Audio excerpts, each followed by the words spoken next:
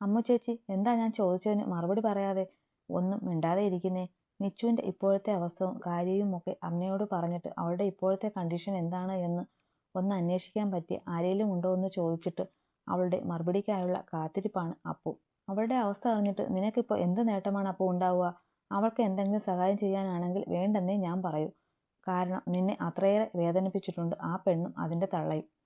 അമ്മുവിന് എന്തുകൊണ്ടോ അപ്പു മിച്ചുവിനെക്കുറിച്ച് തിരക്കി അറിയാൻ കാണിക്കുന്ന ഈ ആകാംക്ഷ ഇഷ്ടപ്പെടാതെ പറഞ്ഞു. ചേച്ചി പറഞ്ഞതൊക്കെ സത്യമായ കാര്യമാണ്.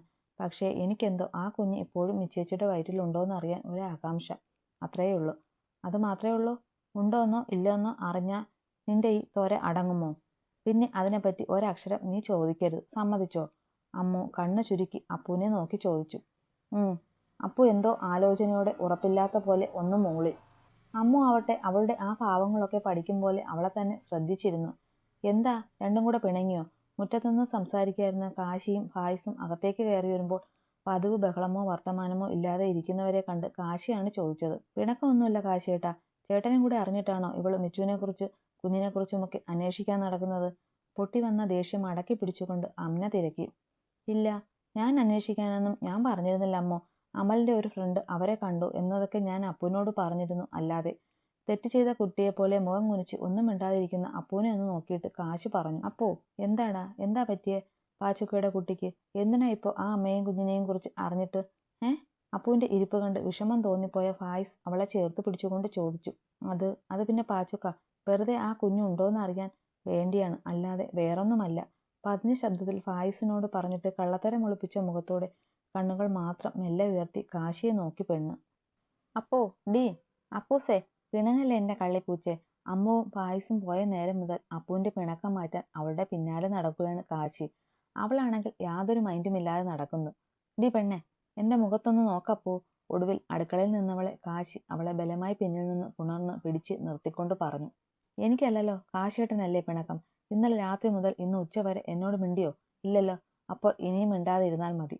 വയറിൽ ചുറ്റുപിടിച്ചിരിക്കുന്ന അവൻ്റെ കൈ വിടുവിക്കാൻ ശ്രമിച്ചുകൊണ്ട് അപ്പു പറഞ്ഞു. വിടൂല, പിണക്കം മാറ്റിയിട്ടേ വിടൂ. അവളുടെ പിൻകഴുത്തിൽ മുഖം അമർത്തി വെച്ചുകൊണ്ട് കാശി പറഞ്ഞു. മീശയൊക്കെ കുത്തകയറിയിട്ട് പെണ്ണ് ഇക്കിളി കൊണ്ടൊന്ന് കുതറി.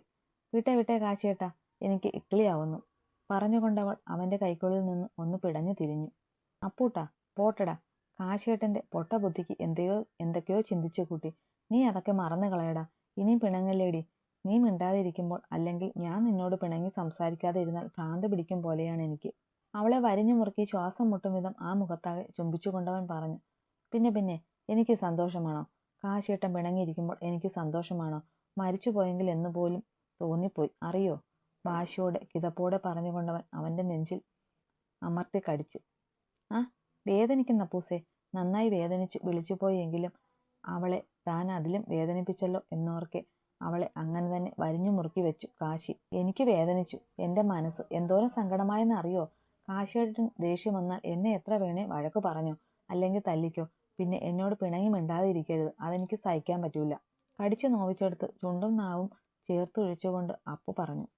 ഇല്ല, ഇനി അങ്ങനെ ഉണ്ടാവില്ല കേട്ടോ. പറഞ്ഞുകൊണ്ട് കാശി അവളുടെ മുഖം നെഞ്ചോട് ചേർത്ത് പൊതിഞ്ഞു പിടിച്ചു. 1-2 ആഴ്ച കൂടെ യാതൊരു പ്രത്യേകതയുമില്ലാതെ കഴിഞ്ഞുപോയി. അരുന്ധതിയും സേതുവും പുതിയ ജീവിതവുമായി പൊരുത്തപ്പെട്ടു വരുന്നു. മനുവും കാശിയും അങ്ങോട്ടും ഇങ്ങോട്ടും പോവുകയും വരികയും ഒക്കെ ചെയ്തു. ഒപ്പം 2 മക്കളും കുടുംബവും ശിവദാസനൊപ്പം അരുന്ധതിയുടെ വീട്ടിൽ പോയി ഒരു ദിവസം താമസിക്കുകയും ചെയ്തു. ഹേമയെ ആശുപത്രിയിൽ നിന്ന് ഇന്ന് ഡിസ്ചാർജ് ചെയ്ത് വീട്ടിലേക്ക് കൊണ്ടുവന്നു. അന്ന് അനന്തൻ ചവിട്ടി വീഴ്ത്തിയത് വലിയ പ്രശ്നമില്ലാതെ കഴിഞ്ഞു. ഇപ്പോഴും സ്വയം എഴുന്നേറ്റൊന്നും ചെയ്യാൻ കഴിയില്ല. സഹായത്തിന് അന്ന് നിന്ന സ്ത്രീ തന്നെയാണ് ഇപ്പോഴും. ഹേമയെ വരെ തോൽപ്പിക്കും വിധത്തിലാണ് ആ സ്ത്രീയുടെ വർത്തമാനവും പെരുമാറ്റവും. അതുകൊണ്ട് തന്നെ അവരുടെ അടുത്ത് ഹേമ ഇപ്പോൾ ഒന്ന് മയപ്പെട്ടാണ് നിൽക്കുന്നത്. എന്നെ ഇങ്ങനെ ചവിട്ടി വീഴ്ത്താൻ നിങ്ങൾക്ക് എങ്ങനെ തോന്നി അനന്തേട്ടാ? വീട്ടിൽ കൊണ്ടുവന്ന ഹേമയെ ബെഡിലെടുത്ത് കിടത്തി കൊടുത്തിട്ട് ആദിയും തന്നെ നോക്കാൻ നിൽക്കുന്ന സ്ത്രീയും മുറുക്കി പുറത്തേക്ക് ഇറങ്ങിയ നേരം അടുത്ത് കിടന്ന ബെഡിൽ ഹെഡ് റെസ്റ്റിൽ ചാരിയിരിക്കുമായിരുന്ന അനന്തനോട് സങ്കടം നിറഞ്ഞ ശബ്ദത്തിൽ ഹേമ തിരക്കി.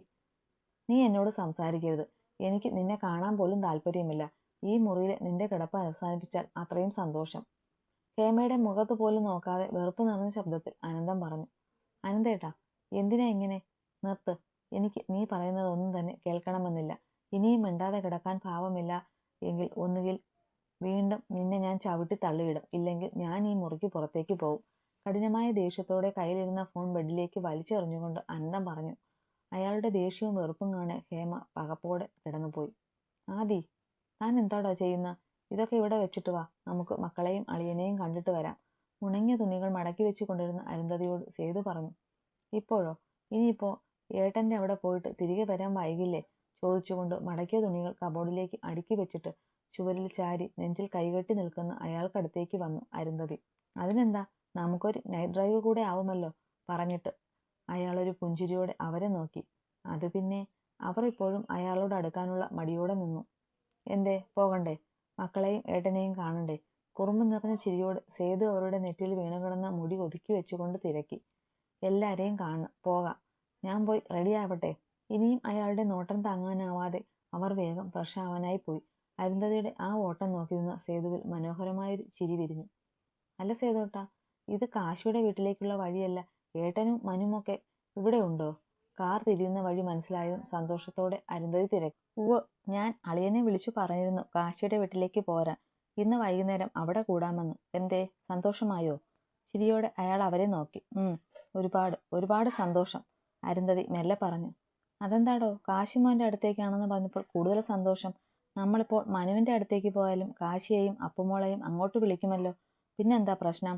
അയാൾ ചെറിയൊരു സന്ദേഹത്തോടെ തിരക്കി.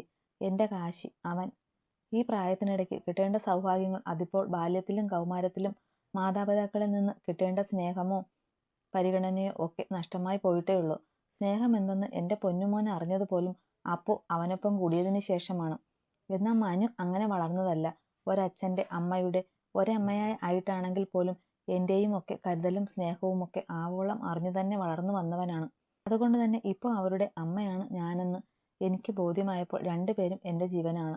രണ്ടാളോടും ഒരുപോലെ സ്നേഹമാണ് എങ്കിലും അതിൽ ഒരു പൊടിക്ക് പരിഗണന കൂടുതൽ കാശിക്ക് തന്നെയാണ്. അത് ഞാൻ മനുവിനോടും പറഞ്ഞിട്ടുണ്ട്. പിന്നെ ഒറ്റപ്പെട്ടുള്ള എൻ്റെ കുഞ്ഞിൻ്റെത് 30 വർഷത്തെ ജീവിതം, അതോർക്കുമ്പോൾ ഒരമ്മ നിലയിൽ എൻ്റെ വേദന ഞാനിതുവരെ ആരോടും പറഞ്ഞിട്ടില്ല എന്നേയുള്ളൂ. എൻ്റെ കുഞ്ഞ് മുലപ്പാലിന് വേണ്ടി കരഞ്ഞത് ഓർക്കുമ്പോൾ, അവൻ്റെ അച്ഛൻ അവനെ മാറ്റി നിർത്തിയത് ഓർക്കുമ്പോൾ, എന്തൊക്കെയാണ് എൻ്റെ മോന് നഷ്ടമായത് എന്നൊക്കെ ചിന്തിക്കുമ്പോൾ എൻ്റെ നെഞ്ച് ഇപ്പോഴും പിടയും. എനിക്ക് ഉറങ്ങാൻ പോലും കഴിയില്ല. പക്ഷേ ഇനിയുള്ള കാലം അവൻ ആഗ്രഹിക്കും പോലെ ഒരമ്മയായി എനിക്ക് ജീവിക്കണം. അതിന് സേതുട്ടൻ എൻ്റെ കൂടെ നിൽക്കില്ലേ? അരുന്ധതി നിറഞ്ഞുപോയ മിഴികളോടെ അയാളോട് തിരക്കി. പിന്നെ ഉണ്ടാവാതെ, അവനെന്ന ഹൃദയം കൊണ്ട് അച്ഛ എന്ന് വിളിച്ചതുപോലെ ഹൃദയം കൊണ്ട് മകനായി ഏറ്റ് തന്നെയാണ് ആ വിളി ഞാൻ കേട്ടതും അവനെ ചേർത്ത് പിടിച്ചതും. അയാൾ പറഞ്ഞതുപോലെ മനസ്സ് നിറഞ്ഞുകൊണ്ട് തന്നെയാണ് അയാൾ പറഞ്ഞത്. അല്ല ആദി, മനു അവന് കുശുമ്പ് കുത്തുമോ നമ്മൾ കാശിയോട് കൂടുതൽ അടുക്കുന്നത് കൊണ്ട്? മനുവിൻ്റെ കുഞ്ഞിലുള്ള സ്വഭാവം ഓർത്ത് നേർത്തൊരു ചിരിയോട് സേതു ചോദിച്ചു.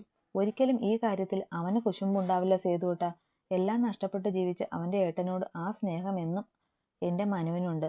കാശിയുടെ 1.5 വർഷം മുമ്പ് വരെയുള്ള ജീവിതം അറിഞ്ഞപ്പോൾ മനുവിൻ്റെ സങ്കടം അത് കാണേണ്ടത് തന്നെയായിരുന്നു. അതുമാത്രമല്ല, ഇനിയുള്ള കാലം അവർ പരസ്പരം സ്നേഹിച്ചു താങ്ങായി തണലായി ഒരുമിച്ച് നിൽക്കും എന്ന് രണ്ടാളും എന്നോട് പറഞ്ഞിട്ടുണ്ട്. മക്കളെ ഓർത്ത് അഭിമാനത്തോടെ അരുന്ധതി പറയുമ്പോൾ കുഞ്ഞു കാശി അനുഭവിച്ച അനാഥത്വവും അവഗണനയുമായിരുന്നു സേതുവിൻ്റെ മനസ്സിൽ. ആദി, എടോ, ഈ കണ്ണും മുഖവും ഒക്കെ തുടച്ച് സന്തോഷമായിട്ടിരിക്കണോ? ഇല്ലെങ്കിൽ അവിടെ ചെല്ലുമ്പോൾ മക്കൾ ചോദിക്കും ഞങ്ങളുടെ അമ്മയെ എന്തിനാ കരയിച്ചതെന്ന്. അരുന്ധതിയുടെ ചുവന്ന മുഖവും കണ്ണുമൊക്കെ കാണെ അയാൾ തമാശയോടെ പറഞ്ഞു. എൻ്റെ മക്കൾ അങ്ങനെയൊന്നും ചോദിക്കില്ല. അവർക്കറിയാം ഈ ഒരാൾ എന്നെ എന്തോരം സ്നേഹിക്കുന്നുണ്ട് എന്ന്, എന്നെ എങ്ങനെ കരുതലോടെ നോക്കുമെന്ന്. മുഖമൊക്കെ തുടച്ചുവെങ്കിലും പറഞ്ഞു വന്നപ്പോൾ അവരുടെ കണ്ണുകൾ വീണ്ടും ഈറനായി. എന്താടോ, എന്തിനാ ഇപ്പോൾ സങ്കടം? സങ്കടത്തിൻ്റെ കാലമൊക്കെ കഴിഞ്ഞു. ഇനി സന്തോഷം മാത്രം നമ്മുടെ ജീവിതത്തിൽ. സീറ്റിലിരുന്ന് അവരുടെ വലത് കൈ തൻ്റെ ഇടം കൈകൊണ്ട് പൊതിഞ്ഞു പിടിച്ചുകൊണ്ട് സേതു പറഞ്ഞു. എന്തിനാ സേതുട്ടാ നിങ്ങൾ എന്നെ ഇങ്ങനെ സ്നേഹിക്കുന്നത്? അതിനുള്ള എന്ത് അർഹതയുണ്ട് എനിക്ക്? വിങ്ങൽ അടക്കി പിടിച്ചുകൊണ്ട് അരുന്ധതി അയാളെ നോക്കി. എനിക്ക് പ്രണയം തോന്നിയത് നിന്നോടാണ്. എൻ്റെ ആദ്യ പ്രണയം അത് നീയാണ്. അവസാന പ്രണയവും നീ ആവണം. പിന്നെ അർഹത, നീ എൻ്റെ പ്രാണനാണ്. പ്രണയമാണ് ഇതാണ് നിന്നെ ഈ കാലം അത്രയും കാത്തിരുന്നു എൻ്റെ ജീവിതത്തിലേക്ക് കൂടെ കൂട്ടാനുള്ള കാരണം. അത് തന്നെയാണ് നിനക്കുള്ള യോഗ്യതയും. നിനക്കേയുള്ളൂ അതിനുള്ള അർഹത. കാർ റോഡിനോരം ചേർത്ത് നിർത്തിയിട്ട് അവരുടെ കൈ കവർന്നെടുത്ത് ചുണ്ടോട് ചേർത്തുകൊണ്ട് അയാൾ പറഞ്ഞു. അവരൊരു ഞെട്ടലോടെ മുഖമുയർത്തി സേതുവിനെ നോക്കി. എന്താ നോക്കുന്നേ? കുസൃതി ചിരിയോടെ അയാൾ ചോദിക്കെ ഒന്നുമില്ലെന്ന് കണ്ണ് ചിമ്മിക്കൊണ്ട് ചമ്മലോടെ അവർ മുഖം കുനിച്ചു കളഞ്ഞു. എന്നാ പിന്നെ നമുക്ക് പോയാലോ? എൻ്റെ ചെറുക്കൻ അവിടെ നമ്മളെ കാത്തിരിപ്പുന്നുണ്ടായിരിക്കും. അവരെ വിട്ടുമാറി നേരെ ഇരുന്നു കൊണ്ട് സേതു പറഞ്ഞു. അയാളുടെ മുഖത്ത് തെളിഞ്ഞു നിൽക്കുന്ന പുഞ്ചിരി കാണെ അവർക്കും മനസ്സിനൊരു തണുപ്പ് തോന്നി. കാശിയുടെ വീട്ടുമുറ്റത്തേക്ക് കാർ കയറ്റുമ്പോൾ തന്നെ കണ്ണനെ കയ്യിലെടുത്തു ആകാംക്ഷയോടെ തങ്ങളെ കാത്തു നിൽക്കുന്ന കാശിയെ കാണാൻ അരുന്ധതി അത്ഭുതത്തോടെ സേതുവിനെ നോക്കി. എന്തിനാ നോക്കുന്നത്? ഞാൻ പറഞ്ഞില്ലേടോ അവൻ നമ്മളെ കാത്ത് നിൽപ്പുണ്ടാവുമെന്ന്. പറഞ്ഞുകൊണ്ട് ഡോർ തുറന്നിറങ്ങുമ്പോൾ കാശിയോടുള്ള സ്നേഹം അയാളുടെ വാക്കിലും നോക്കിലും നിറഞ്ഞിരുന്നു. എന്താടാ മോനെ, ഞങ്ങളെ നിന്നതാണോ നീ? അരുന്ധതിയെ ചേർത്ത് പിടിച്ചുകൊണ്ട് കാശിക്കടുത്തേക്ക് വന്ന് സേതു പുഞ്ചിരിയോടെ ചോദിച്ചു. അതേലോ, അച്ഛൻ വരുന്നുണ്ടോ എന്ന് വിളിച്ചു പറഞ്ഞപ്പോൾ മുതൽ എനിക്കെന്തോ നിങ്ങൾ രണ്ടിനെയും ഇങ്ങനെ ഒരുമിച്ച് കാണാനൊരു കൊതി. അങ്ങനെ ഇവിടെ വന്ന് നിന്നതാണ്. പറഞ്ഞുകൊണ്ട് കാശി കണ്ണനെ ഒതുക്കി പിടിച്ചു. ഈ ഏട്ടനുണ്ടല്ലോ, 1 മണിക്കൂറായിട്ട് ഈ മുറ്റത്ത് തന്നെ നിൽപ്പുണ്ട്. നിങ്ങൾ രണ്ടാളും വന്നിട്ടേ അകത്തേക്ക് വരുള്ളൂ എന്ന് പറഞ്ഞ്. അതിനു മുമ്പ് അപ്പപ്പോ വന്ന് റോഡിലേക്ക് നോക്കും, കാർ ഇങ്ങോട്ട് വരുന്നുണ്ടോ എന്നൊക്കെ. ഇടയ്ക്ക് ഞാനും മനുവും ഇവനെ കൂട്ടാതെ പുറത്തു പോയിട്ട് വരുമ്പോൾ അച്ഛൻ്റെ തോളിൽ കയറി ഈ കണ്ണനും ഒരു നിൽപ്പില്ലേ, അതേ ഭാവമായിരുന്നു ഇവിടെ ഒരാളിന്. സിറ്റൗട്ടിൽ നിന്ന മനു കാശിയുടെ അടുത്ത് വന്ന് തോളിൽ കൈ ചുറ്റി കളിയാക്കിക്കൊണ്ട് പറഞ്ഞു. മക്കൾ എത്ര വളർന്നാലും അച്ഛനമ്മമാർക്ക് അവരെന്നും ചെറിയ കുട്ടികളല്ലേ മനു? അതുപോലെ തന്നെയാണ് മക്കൾക്ക് അച്ഛനും അമ്മയും വരുന്നുവെന്ന് പറയുമ്പോൾ ഇതുപോലെ ആകാംക്ഷയോടെ കുഞ്ഞു കുട്ടികളെ പോലെ നിൽക്കുന്ന മക്കളുമുണ്ട്. മനുവിൻ്റെ മനസ്സിൽ എന്നും അച്ഛൻ ശിവദാസനാണെന്ന് ഉറപ്പുള്ള സേതു കാശിയെ സ്നേഹത്തോടെ ചേർത്ത് പിടിച്ചുകൊണ്ട് പറഞ്ഞു. പിച്ചണ്ട, കാച്ചി പിച്ചണ്ട. കാച്ചി എന്തെയാ അല്ലേ കാച്ചി? കാശിയെ സേതു ചേർത്ത് പിടിച്ചത് ഇഷ്ടപ്പെടാതെ കണ്ണൻ ചുണ്ടു കുറിപ്പിച്ചു വെച്ച് അയാളുടെ കയ്യിൽ തല്ലിക്കൊണ്ട് കുറുമ്പോടെ പറഞ്ഞു. മനുവേ, നിന്റെ കുശുമ്പ് അതേപടി കുഞ്ഞിച്ചക്കന് കൊത്തോടാ നീ. മനുവിൻ്റെ കവളിൽ ഒന്ന് കിള്ളിക്കൊണ്ട് സേതു തിരക്കി. മനു ആവട്ടെ ചമ്മി ഒരു ചിരിയോടെ അവരെ മാറി മാറി നോക്കി. ഇതെന്താ, അമ്മയും അച്ഛനും മക്കളും കൊച്ചുമോനും കൂടെ മുറ്റത്ത് തന്നെ നിൽക്കുവാണോ? സിറ്റൗട്ടിൽ നിന്ന് ശിവദാസൻ വിളിച്ചു ചോദിച്ചു. അച്ഛനും അമ്മയും കയറി വായോ, നമുക്ക് അകത്തേക്ക് പോകാം. സേതുവിൻ്റെ കയ്യിൽ പിടിച്ച് ഇരുവരെയും നോക്കിക്കൊണ്ട് കാശി പറഞ്ഞു. പിള്ളേർ രണ്ടും ഇവിടെ. ഹാളിലേക്ക് കയറി വന്ന അരുന്ധതി അനുവിനെയും അപ്പുവിനെയും കാണാനായിട്ട് തിരക്കി. നിങ്ങൾ വന്നത് അറിഞ്ഞിട്ടില്ല രണ്ടാളും. പുറത്തുനിന്ന് ഫുഡ് വാങ്ങാമെന്ന് പറഞ്ഞതാണ്. കേൾക്കാട് അവിടെ എന്തൊക്കെയോ ഉണ്ടാക്കുവാണ് എന്നൊക്കെ പറയുന്നു. എന്താകുമോ എന്തോ. അടുക്കള വാതുക്കൽ എത്തി നോക്കിക്കൊണ്ട് കാശി പറഞ്ഞു. എന്നാൽ ഞാനും കൂടെ അങ്ങോട്ട് ചെല്ലട്ടെ. മക്കളോടും ഏട്ടനോടും സംസാരിച്ചിരിക്കെ സേതുവിനെ ഒന്ന് നോക്കി പറഞ്ഞിട്ട് അരുന്ധതി മെല്ലെ അടുക്കളയിലേക്ക് പോയി. അയ്യോ, അമ്മായി വന്നിട്ട് ഞങ്ങൾ അറിഞ്ഞില്ലല്ലോ. അരുന്ധതി അടുക്കളയിലേക്ക് കയറി വന്നതും അപ്പു തിരക്കി. ഒത്തിരി നേരമൊന്നും ആയില്ല എൻ്റെ അപ്പൂട്ടാ, ഞങ്ങൾ വന്നതേയുള്ളൂ പറഞ്ഞിട്ട് അപ്പുവിനെയും അനുവിനെയും ഒരുപോലെ ചേർത്ത് പിടിച്ചുകൊണ്ട് അരുന്ധതി ചിരിച്ചു. എന്നാലും വർത്തമാനം പോലും കേട്ടില്ല, അരുന്ധതിയുടെ കയ്യിൽ പിടിച്ചുകൊണ്ട് അപ്പു പറഞ്ഞു. അരുന്ധതി ചിരിച്ചുകൊണ്ട് ഇരുവരെയും നോക്കി നിന്നതേയുള്ളൂ. ആൻറ്റി ഇങ്ങോട്ടിരുന്നേ, ഒരുപാട് നേരം നിൽക്കണ്ട. അടുക്കളയിൽ തന്നെ ഇട്ടിരുന്ന ഒരു കസേര വലിച്ചിട്ട് അരുന്ധതിയെ പിടിച്ച് അതിലേക്ക് ഇരുത്തിയിട്ട് അനു പറഞ്ഞു. അതൊന്നും സാരമില്ല പിള്ളേരെ, ഞാൻ എന്തെങ്കിലും ഹെൽപ്പ് ചെയ്യാനുണ്ടോ? അരുന്ധതി മെല്ലെ തിരക്കി. ഇല്ലാലോ, ഇവിടെയൊക്കെ കഴിഞ്ഞു. ഞാൻ ചായ എടുക്കാം. അങ്കിളിന് കോഫിയല്ലേ ആൻറ്റി? അനു ചായ പാത്രം കയ്യിലെടുത്തിട്ട് ചോദിച്ചു. തൻ്റെ 2 മക്കളും മരുമക്കളും എന്നും ഇതുപോലെ സ്നേഹത്തോടെ സന്തോഷത്തോടെ ഒത്തൊരുമയോടെ കഴിയുന്നതിന് അനുഗ്രഹിക്കണമേ എന്നൊരു നിശബ്ദ പ്രാർത്ഥനയോടെ അരുന്ധതി പുഞ്ചിരിയോടെ മൂളി. അന്ന് രാത്രി ആഹാരമൊക്കെ കഴിച്ച് തിരികെ വീട്ടിലേക്ക് പോകുമ്പോൾ സേതുവിനും മനസ്സ് നിറഞ്ഞ സന്തോഷം തന്നെയായിരുന്നു. കാശി, എനിക്ക് ഒന്ന് സംസാരിക്കണം. ഞാൻ പറയുന്നത് താനൊന്ന് കേൾക്കണം പ്ലീസ്. രാവിലെ ബാങ്കിലെത്തിയ പാടെ രേവതി കാശിയുടെ അടുത്തേക്ക് വന്ന് കെഞ്ചി പറഞ്ഞു. എനിക്ക് രേവതിയോട് ഒരു സഹപ്രവർത്തക എന്ന നിലയിൽ ജോലി സംബന്ധമായിട്ടുള്ള കാര്യങ്ങളല്ലാതെ യാതൊന്നും കേൾക്കാനോ പറയാനോ ഇല്ല. ഇനിയും ഓരോന്ന് പറഞ്ഞ് എന്നെ ബുദ്ധിമുട്ടിപ്പിക്കരുത് പ്ലീസ്. മുഖം കറുപ്പിച്ചു തന്നെ കാശി പറഞ്ഞു ഒഴിഞ്ഞു. കാശി പ്ലീസ്, അധികം വൈകാതെ ഞാനും എൻ്റെ അച്ഛനും ഈ നാട്ടിൽ നിന്ന് പോവും. അതിനു മുമ്പ് തന്നോടൊന്ന് മനസ്സ് തുറന്ന് സംസാരിക്കണം. അതിനുവേണ്ടി മാത്രമാണ് ഇന്ന് വൈകിട്ടൊന്ന് നമ്മുടെ സുഭാഷ് പാർക്കിൽ വരാവോ? ഒരേ ഒരു തവണ മതി. രേവതി വീണ്ടും അവനോട് കെഞ്ചി. ശരി, ഞാൻ വരാം. എൻ്റെ അപ്പുവിനോട് നീ പറഞ്ഞതൊന്നും മറന്നുകൊണ്ടല്ല ഈ വരവ്. അവളെ വാക്കുകൾ കൊണ്ട് വേദനിപ്പിച്ചതും ഈ ജന്മം ഞാൻ മറക്കില്ല. നിന്നെ ഞാൻ നല്ലൊരു ഫ്രണ്ടായിട്ടാണ് കണ്ടത്. പക്ഷേ നീ അതൊക്കെ അവിടെ ഒരു സൈഡിൽ നിൽക്കട്ടെ. ഇന്ന് വൈകിട്ട് 5 മണിക്ക് സുഭാഷ് പാർക്കിൽ കാണാം നമുക്ക്. പറഞ്ഞിട്ട് തൻ്റെ മുന്നിൽ നിൽക്കുന്നവളെ ഒരു നോട്ടം കൊണ്ടുപോലും പരിഗണിക്കാതെ ലാപ്പിലേക്ക് ശ്രദ്ധിച്ചു കാശി.